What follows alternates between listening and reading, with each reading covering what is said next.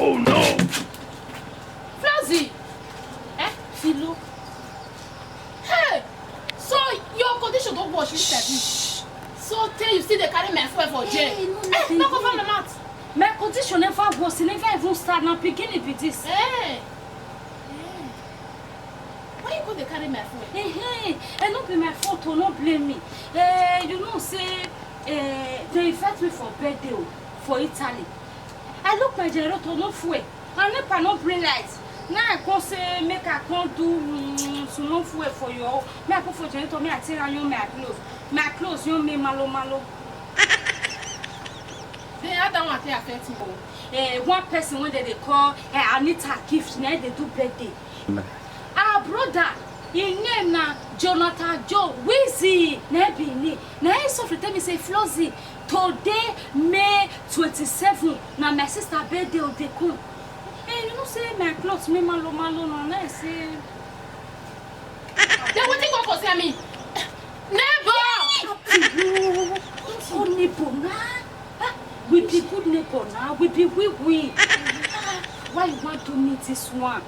No coding. No coding. No blame me. I don't blame you. Now you carry my food. Flozzy. Hey.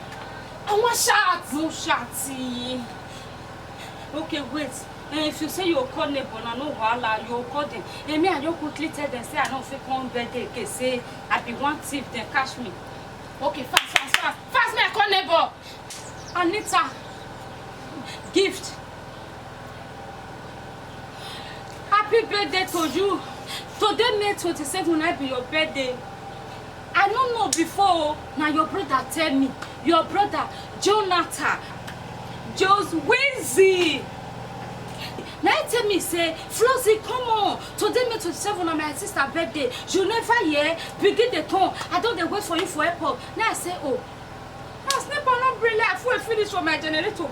Now I say, me, I come and neighbor come do. Me, I tell. And no, be say I don't take I've been over to February. One night he call me. He won't call neighbor for my head. Though. I don't feel call the birthday again now. Me, I don't wish you now. I know say we don't wait for me for airport. No need to go house, no wait again. This your brother Jonathan tell me everything. So he say you be good sister. He tell me say you be correct mama. He tell me say man you know what's up. He tell me say your swagger not be here. He tell me say he say you nana. He say He say when in Jonathan then Nigeria. Now you come for abroad say me. He no good me you the jolly meditation for that side. Me your brother they will easy for Nigeria. He no guy the big pass. Ooh. Now you come Kanya go Italy. As we talk, now you don't see be better person for Italy now. He said wish no bijou. If for something for don't do it for Nigeria, me. If for never better dish like this. Nah. He said me I tell you say God will bless you. The way you tell remove her for Nigeria, now you remove her for poverty. In fact, now you make her not die. In fact, now you make her succeed for life. He said me I still tell you say God will bless you for everything what you don't do for your life. He said me I still tell you say the way you tell go to and do everything for her, take make her better for life. Go they continue. They bless you. Anita, gift. Happy birthday to you once again. I declare today as public holiday for you. Even federal government send us say the. You don't talk and finish. You don't finish? Yes. Flozzy, so you want? I want shout neighbor. I want call people make them come. Shh.